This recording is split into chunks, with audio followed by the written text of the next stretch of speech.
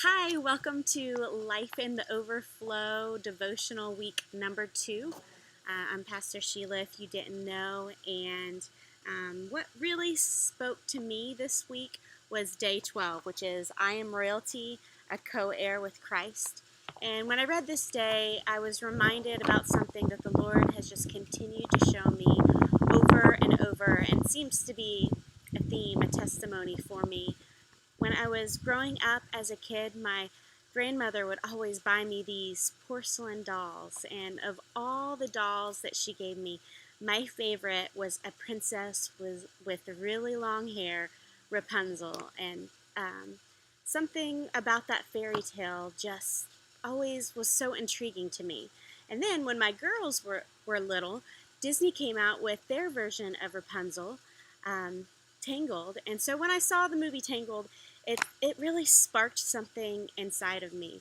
It was a story of a princess who didn't know who she was, believing the lies of her kidnapper, being rescued only to realize that she was the lost princess.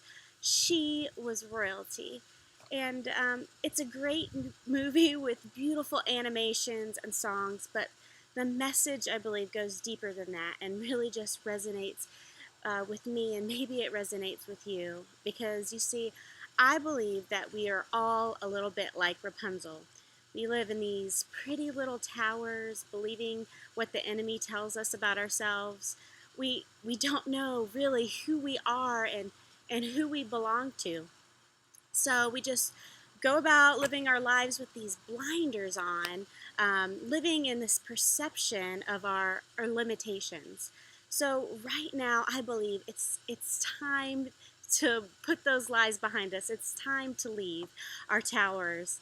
Jesus is calling us out of our towers, and he is revealing that we are the sons and the daughters of the King. And we need to start living in that authority and in that freedom. In Galatians 4:7-9, it reads, "So you are no longer a slave, but God's child. And since you are his child, God made you also an heir. Formerly you did not know God. You were slaves to those who by nature were not God's.